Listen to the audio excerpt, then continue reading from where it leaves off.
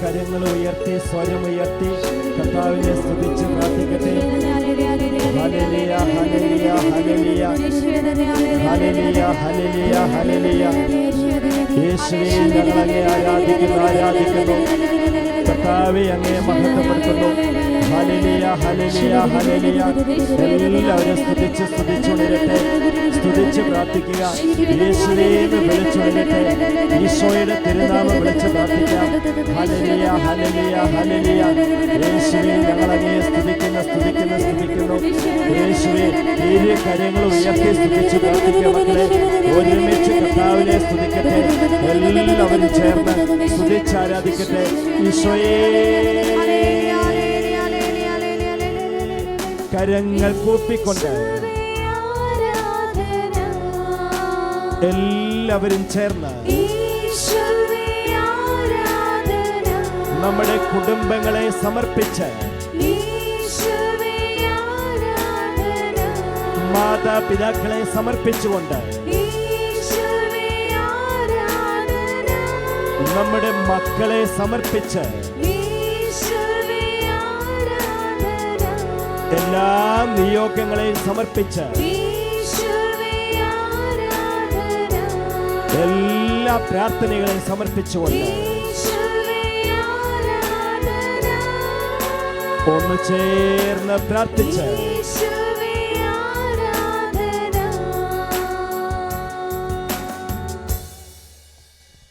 പരിശുദ്ധ പരമ ദിവ്യകാരുണ്യത്തിന് എന്നേരവും ആരാധനയും സ്തുതിയും പുകഴ്ചയും ഉണ്ടായിരിക്കട്ടെ. പരിശുദ്ധ പരമ ദിവ്യകാരുണ്യത്തിന് എന്നേരവും ആരാധനയും സ്തുതിയും പുകഴ്ചയും ഉണ്ടായിരിക്കട്ടെ.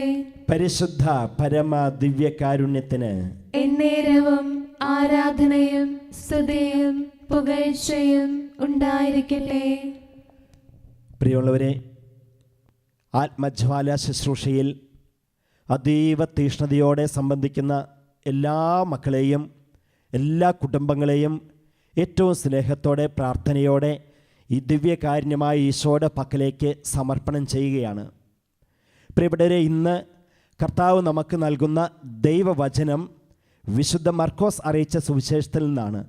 വിശുദ്ധ മർക്കോസിൻ്റെ സുവിശേഷം 9 അധ്യായം 17 മുതലുള്ള ഏതാനും തിരുവചന ഭാഗങ്ങൾ ഇന്ന് കർത്താവ് നമുക്ക് ഏറ്റവും സവിശേഷമായി നൽകിയിരിക്കുന്നു. അതിൻ്റെ ആദ്യ 1-2 വചനങ്ങൾ വായിക്കാം. അതിനുശേഷം നമുക്കതിൻ്റെ വ്യാഖ്യാനം, കർത്താവ് നൽകുന്ന സന്ദേശം എന്താണെന്ന് ഭക്തിയോടെ ശ്രവിക്കാം. വിശുദ്ധ മർക്കോസിൻ്റെ സുവിശേഷം 9 അധ്യായം 17 മുതലുള്ള തിരുവചനങ്ങൾ. ജനക്കൂട്ടത്തിൽ ഒരാൾ യേശുവിനോട് പറഞ്ഞു, ഗുരു, ഞാൻ എൻ്റെ മകനെ അങ്ങയുടെ അടുത്തേക്ക് കൊണ്ടുവന്നിട്ടുണ്ട്. മൂകനായ ഒരു ആത്മാവ് അവനെ ആവേശിച്ചിരിക്കുന്നു. അതെവിടെ വെച്ച് അവനെ പിടികൂടിയാലും അവനെ നിലം പതിപ്പിക്കുന്നു. അപ്പോൾ അവൻ പല്ലുകടിക്കുകയും നുരയും പതയും പുറപ്പെടുവിക്കുകയും മരവിച്ചു പോവുകയും ചെയ്യുന്നു. അതിനെ ബഹിഷ്കരിക്കുവാൻ അങ്ങയുടെ ശിഷ്യന്മാരോട് ഞാൻ അപേക്ഷിച്ചു, അവർക്ക് കഴിഞ്ഞില്ല. ഹല്ലേലൂയ. മക്കളെ, കർത്താവിൻ്റെ വചനം ഇന്ന് നമുക്ക് പറഞ്ഞു തരുന്ന ഏതാനും ചില സന്ദേശങ്ങൾ എന്നതാണ്. ഒന്നാമതായിട്ട് ആ 9 അധ്യായത്തിൻ്റെ 17 വചനം തന്നെയാണ്, ഞാൻ എൻ്റെ മകനെ അങ്ങയുടെ അടുത്തിലേക്ക് കൊണ്ടുവന്നിട്ടുണ്ട് എന്ന്. അതായത് പ്രിയപ്പെട്ടവരെ, നമ്മുടെ ജീവിതത്തിൽ ഒരു പ്രശ്നമോ ഒരു ബുദ്ധിമുട്ടോ ഒരു പ്രതിസന്ധിയോ ഒക്കെ നേരിടേണ്ടി വരുമ്പോൾ നമ്മൾ ഒന്നാമതായിട്ട് ഏറ്റവും ആദ്യം തന്നെ വരേണ്ടത് ഈശോയുടെ അടുത്തേക്കാണ്. ദിവ്യകാരുണ്യമായ കർത്താവ് ഈശോ മിശിഹായുടെ അടുത്തേക്ക് നമ്മൾ വരണം. ഒരു സാമ്പത്തിക ബുദ്ധിമുട്ടുണ്ടായി, അപ്രതീക്ഷിതമായൊരു രോഗം വന്നു, ജോലി നഷ്ടപ്പെട്ടു, കുടുംബത്തിലൊരു പ്രശ്നമുണ്ടായി, ഉടനെ തന്നെ എല്ലാം തകർന്നല്ലോ എന്ന് കരുതി ഈ കാലഘട്ടത്തിൽ ഒത്തിരിയേറെ ആൾക്കാർ ചെയ്യുന്നുണ്ട്. ചിലർ ലഹരിക്ക് അടിമപ്പെടും, ചില ആളുകൾ ഇങ്ങനെ പുകയും വലിച്ച് ആകാശത്തോട്ടും നോക്കിയിരിക്കും.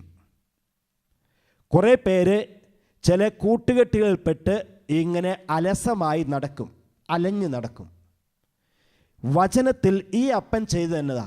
മകനൊരു രോഗം, അതിന് ഈ അപ്പൻ തൻ്റെ മകനെയും കൂട്ടിക്കൊണ്ട് കർത്താവിൻ്റെ പക്കലേക്ക് വരികയാണ്. ആദ്യം ശിഷ്യന്മാരുടെ അടുത്ത് കൊണ്ടുവന്നു, ഈശോ അവിടെ ഉണ്ടെന്ന് കരുതി.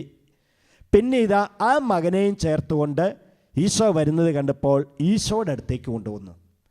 നമ്മൾ ഓരോരുത്തരും പ്രിയപ്പെട്ടവരെ നമ്മുടെ ജീവിതത്തിലെ പ്രതിസന്ധികളുടെ നേരത്ത്, പ്രശ്നങ്ങളുടെ സമയങ്ങളിൽ, രോഗാവസ്ഥകളിൽ, മറ്റേത് പ്രശ്നമാവട്ടെ, കർത്താവിൻ്റെ അടുത്തേക്ക് ആ കാര്യവുമായിട്ട് വരണം.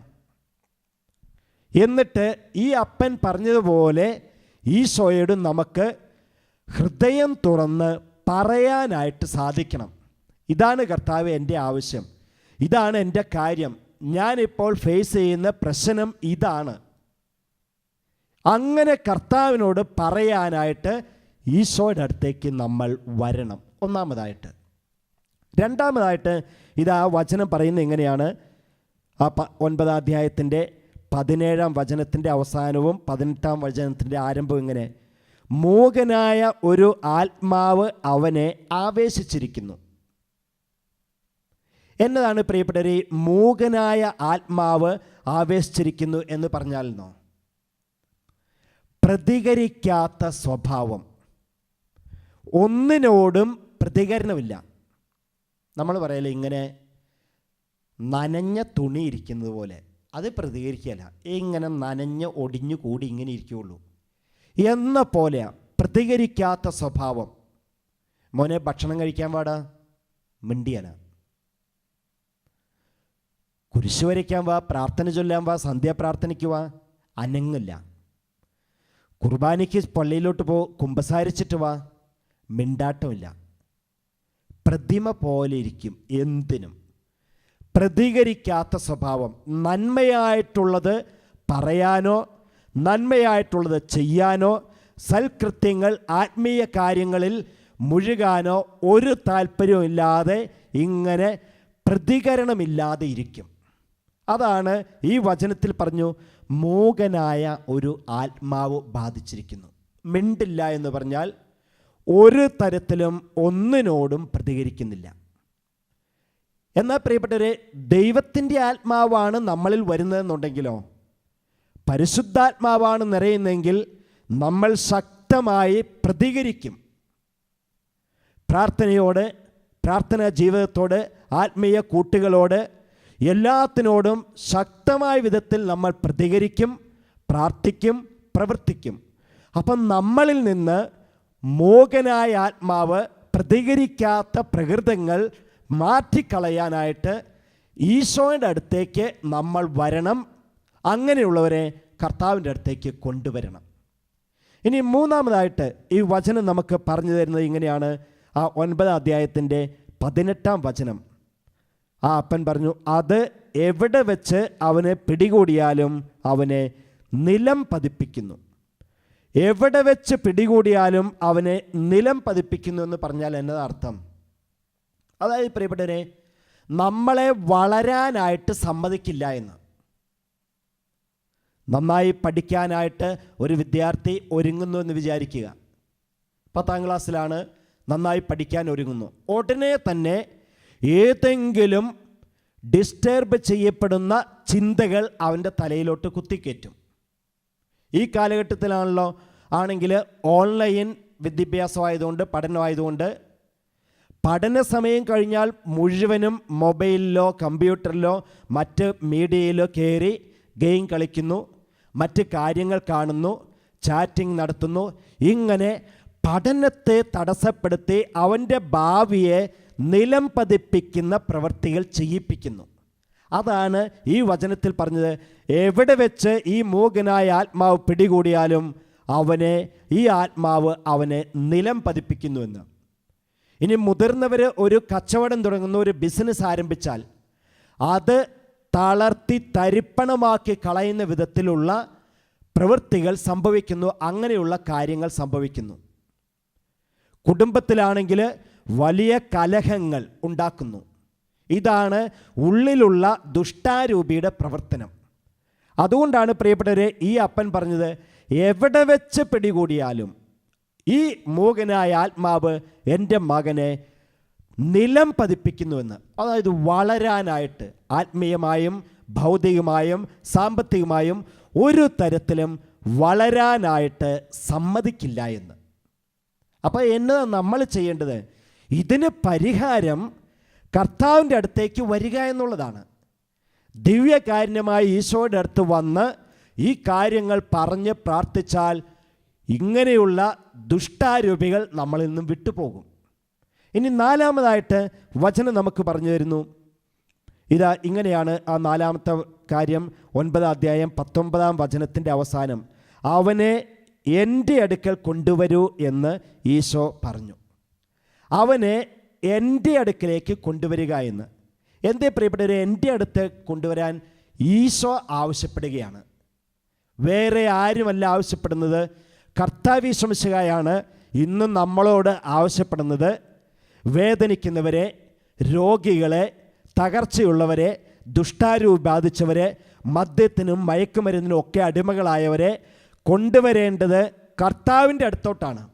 അവിടെയാണ് പ്രിയപ്പെട്ടവരെ ആത്യന്തികമായ സൗഖ്യമുള്ളതും രക്ഷ കിട്ടുന്നതും സമാധാനം കിട്ടുന്നതും ശാന്തി കിട്ടുന്നതും മോചനം കിട്ടുന്നത്.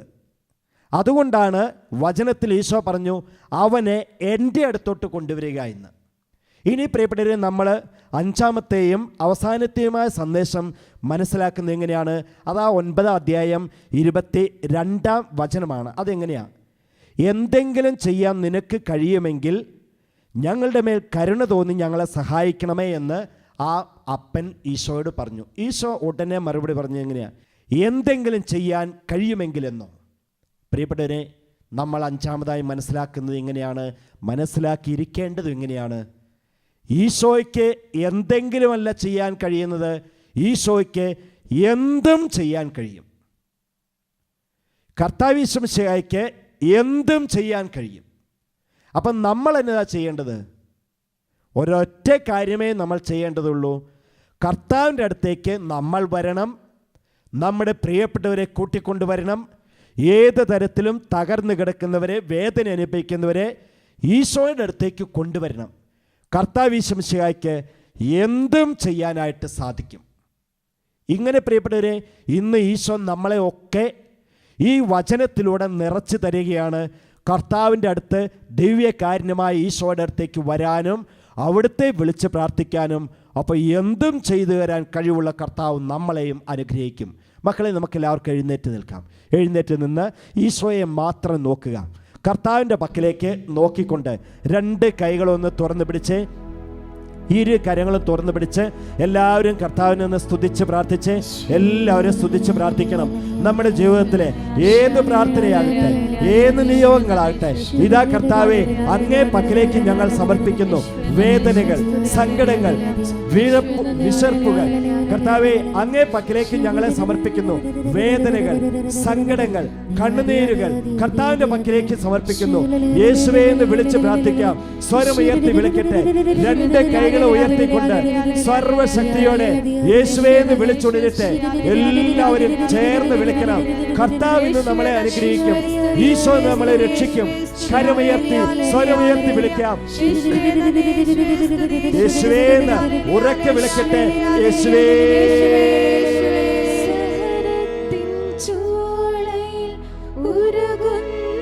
ജീവിതം കർത്താവേ കാഴ്ചയായി അർപ്പിക്കും. കൈകൾ യാചനാരൂപത്തിൽ പിടിച്ച് സഹനത്തിൻ ചൂളയിൽ ഉരുകുന്ന ജീവിതം കർത്താവേ കാഴ്ചയായി അർപ്പിക്കുന്നു. ഒരിക്കൽ കൂടി ഒരുമിച്ച് സഹനത്തിൻ ചൂളയിൽ ഉരുകുന്ന ജീവിതം കർത്താവേ കാഴ്ചയായി അർപ്പിക്കുന്നു. കൈകൾ കൂപ്പുക. എൻ്റെ കർത്താവേ, ഇതാ പല തരത്തിലുള്ള ദുശ്ശീലങ്ങളാൽ അടിമപ്പെട്ട് കഴിയുന്ന മക്കളെ ഓരോരുത്തരെയും സമർപ്പിക്കുന്നു. ഇത് ഒരുതരം മൂകനായ ആത്മാവ് ബാധിച്ച പോലെയുള്ള ജീവിതാവസ്ഥയാണ് കർത്താവേ. മദ്യത്തിന്, മയക്കുമരുന്നിന്, പുകവലിക്ക്, മറ്റ് തരത്തിലുള്ള ലഹരികൾക്ക് അടിമപ്പെട്ട് ജീവിക്കുന്നവർ, ജീവിതത്തിലെ നന്മയോടുള്ള എല്ലാ പ്രതികരണവും നഷ്ടപ്പെട്ടവരായി തീരുകയാണ്. ഇങ്ങനെയുള്ള മക്കളെ പ്രതി എന്നും സങ്കടപ്പെടുന്ന മാതാപിതാക്കൾ എത്രയോ അധികമാണ്. ഈശോയെ, അവരെ ഓരോരുത്തരെയും ഇപ്പോൾ അങ്ങ് കാണണമേ. കർത്താവിൻ്റെ രക്ഷ അവർക്ക് നൽകണമേ. ഇത്തരത്തിലുള്ള തിന്മകളിൽ നിന്ന്, ലഹരികളിൽ നിന്ന് അവരെ ഓരോരുത്തരെയും കർത്താവെ മോചിപ്പിക്കണമേ. എൻ്റെ പൊന്നു തമ്പുരാനെ, ഇതുപോലെ ലഹരികൾക്ക് അടിമപ്പെട്ട് ജീവിക്കുന്ന അപ്പനെ ഓർത്ത് വല്ലാതെ വിഷമിക്കുന്ന എന്തുമാത്രം മക്കളാണുള്ളത്, കുടുംബങ്ങളാണുള്ളത്. അപ്പൻ്റെ ദുഷ്ചെയ്തികൾ മൂലം, ദുശ്ശീലങ്ങൾ മൂലം തകർന്നടിയുന്ന കുടുംബങ്ങൾ. എൻ്റെ പൊന്നു തമ്പുരാനെ, അവരൊക്കെ സഹനത്തിൻ്റെ ചൂളയിലാണ് ഇപ്പോൾ ജീവിക്കുന്നത്. സഹനത്തിൻ്റെ നെരിപ്പോടിലൂടെയാണ് കടന്നുപോയിക്കൊണ്ടിരിക്കുന്നത്. മക്കളെ, രണ്ട് കൈകൾ ഉയർത്താൻ നമുക്ക്, എന്നിട്ട് കർത്താവിനെ നോക്കി യേശുവേ എന്ന് വിളിക്കുക. ഇങ്ങനെയുള്ള എല്ലാ ദുശ്ശീലങ്ങളിൽ നിന്ന് വിടുതൽ പ്രാപിക്കാൻ, ഇങ്ങനെയുള്ള സഹനങ്ങളിൽ നിന്ന് കർത്താവെ രക്ഷിക്കുവാനായി ഞങ്ങളിതാ രണ്ട് കൈകൾ ഉയർത്തുന്നു. യേശുവേ എന്ന് ഉറക്കെ വിളിക്കാം. ഒരുമിച്ച് വിളിച്ച് പ്രാർത്ഥിക്കട്ടെ. കർത്താവ് നമ്മളെ രക്ഷിക്കും, കർത്താവ് നമ്മളെ അനുഗ്രഹിക്കും. വിളിച്ചുണരുക, വിളിച്ചുണരുക. ഈശോയേ, സഹനത്തിൻ ചൂളയിൽ ഉരുകുന്ന ജീവിതം കർത്താവേ കാഴ്ചയായി അർപ്പിക്കുന്നു. കൈകൾ യാചനാരൂപത്തിൽ പിടിച്ച് സഹനത്തിൻ ചൂളയിൽ ഉരുകുന്ന ജീവിതം കർത്താവേ കാഴ്ചയായി അർപ്പിക്കുന്നു. കൈകൾ കൂപ്പുക. മക്കളെ, എൻ്റെ പൊന്നു തമ്പുരാനെ, ഈ ആരാധനാ സമയത്ത് ജോലിയില്ലാതെ സഹിച്ചുകൊണ്ടിരിക്കുന്ന എല്ലാ വ്യക്തികളെയും കുടുംബങ്ങളെയും സമർപ്പിച്ച് പ്രാർത്ഥിക്കുന്നു. ഈശോയെ, കോവിഡ് മഹാമാരി മൂലം വിദേശങ്ങളിൽ ജോലി ചെയ്തിരുന്ന ലക്ഷക്കണക്കിന് മക്കളാണല്ലോ ഇന്ന് ജോലി നഷ്ടപ്പെട്ട് സ്വദേശങ്ങളിലേക്ക് മടങ്ങേണ്ടി വന്നത്.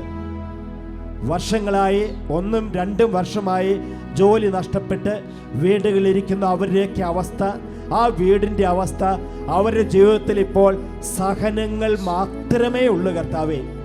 ജീവിക്കാനായി 10 പൈസ പോലുമില്ല. അങ്ങേയറ്റം അവരൊക്കെ സഹിക്കുകയാണ്. ഒരു ജോലിക്ക് വേണ്ടി കയറിയിറങ്ങാത്ത സ്ഥലങ്ങളില്ല, ഓഫീസുകളില്ല, മുട്ടാത്ത വാതിലുകളില്ല. എന്നിട്ടും കർത്താവേ, ഒന്നും അവർക്ക് മുന്നിൽ തുറക്കപ്പെടുന്നില്ല. ഒരു ജോലിക്കും അവർക്ക് പോകാനായി സാധിക്കുന്നില്ല. പട്ടിണിയും പരിവട്ടവും വേദനയും സഹനങ്ങളും മാത്രമാണ് കർത്താവേ. ജോലി നഷ്ടപ്പെട്ടവർ, ഉള്ള ജോലിക്ക് ഒരു ശമ്പളമില്ലാതെ ജീവിക്കുന്നവര്, തകർന്നടിഞ്ഞ സാമ്പത്തിക വ്യവസ്ഥ കർത്താവേ, അതുമൂലം കണ്ണുനീരും സഹനങ്ങളുമായി ജീവിക്കുന്ന ലക്ഷക്കണക്കിന് കുടുംബങ്ങളെ ഈ ആരാധന സമയത്ത് അങ്ങേ കൈകളിലേക്ക്, അങ്ങേ തിരുഹൃദയത്തിലേക്ക് സമർപ്പിക്കുന്നു. മക്കളെ, 2 കരങ്ങൾ ഉയർത്താം. അവരെയൊക്കെ സഹനങ്ങളെ ഒരു കാഴ്ചയായി സമർപ്പിക്കാം. അവരൊക്കെ വേദനകളെ ഒരു കാഴ്ചയായി സമർപ്പിക്കാം. യേശുവേ എന്ന് എല്ലാവരും ഉറക്കെ വിളിക്കുക. ഒരുമിച്ച് വിളിച്ച് പ്രാർത്ഥിക്കട്ടെ. സർവശക്തിയോടെ വിളിച്ചുണരുക. നമുക്ക് വിളിച്ച് പ്രാർത്ഥിക്കാം. കർത്താവ് നമ്മുടെ പ്രാർത്ഥന കേൾക്കും. ഈശോ നമ്മളെ അനുഗ്രഹിക്കും. വിളിച്ച് പ്രാർത്ഥിക്കട്ടെ. യേശുവേ, സഹനത്തിൻ ചൂളയിൽ ഉരുകുന്ന ജീവിതം കർത്താവേ കാഴ്ചയായി അർപ്പിക്കുന്നു. കൈകൾ ഇങ്ങനെ പിടിച്ചുകൊണ്ട് സഹനത്തിൻ ചൂളയിൽ ഉരുകുന്ന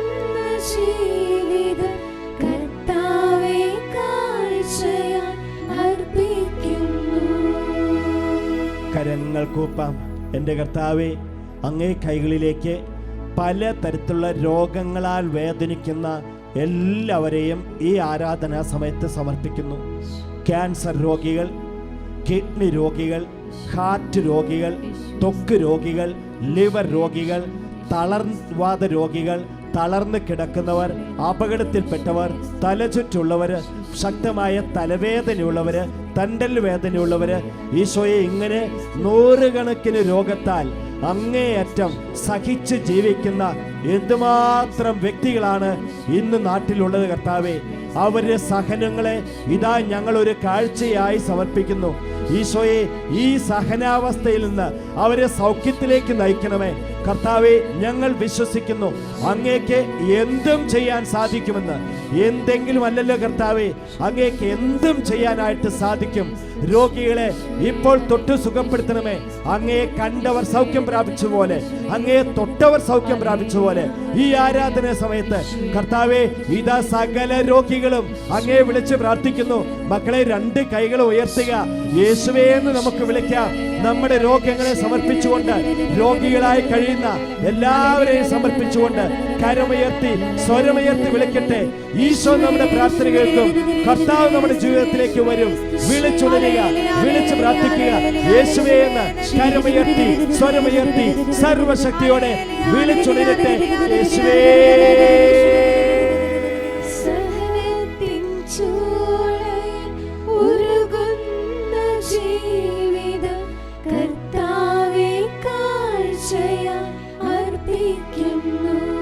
എല്ലാവരും ചേർന്ന് സഹനത്തിൻ ചൂളയിൽ ഉരുകുന്ന ജീവിതം കർത്താവേ കാഴ്ചയായി അർപ്പിക്കുന്നു. കൈകൾ കൂപ്പി ഒരുമിച്ച് സഹനത്തിൻ ചൂളയിൽ ഉരുകുന്ന ജീവിതം കർത്താവേ കാഴ്ചയായി അർപ്പിക്കുന്നു. മുട്ടുകൾ കുത്തിക്കൊണ്ട് സഹനത്തിൻ ചൂളയിൽ ഉരുകുന്ന ജീവിതം കർത്താവേ കാഴ്ചയായി അർപ്പിക്കുന്നു. മക്കളെ, ഇതാ കർത്താവ് നമ്മളെ ആശ്വസിപ്പിക്കാനായിട്ട് വരുന്നു, നമ്മളെ സുഖപ്പെടുത്താനായിട്ട് വരുന്നു. നമ്മുടെ സഹനങ്ങൾ കർത്താവ് ഏറ്റെടുക്കും. അവിടുത്തെ ആശീർവാദം സ്വീകരിക്കാൻ നമുക്കൊരുങ്ങാം. ഈശോ ആശീർവദിച്ചാൽ നമ്മൾ ഓരോരുത്തരും അനുഗ്രഹിക്കപ്പെടും. നമ്മുടെ സഹനങ്ങളിൽ നിന്ന്, വേദനകളിൽ നിന്ന്, രോഗത്തിൽ നിന്ന്, ഇല്ലായ്മയിൽ നിന്ന് കർത്താവ് നമ്മളെ രക്ഷിക്കും. രണ്ട് കൈകളും തുറന്നു പിടിച്ച് കർത്താവിനെ സ്തുതിച്ച് പ്രാർത്ഥിക്കട്ടെ. ഹല്ലേലൂയ, ഹല്ലേലൂയ, ഹല്ലേലൂയ, ഹല്ലേലൂയ, ഹല്ലേലൂയ.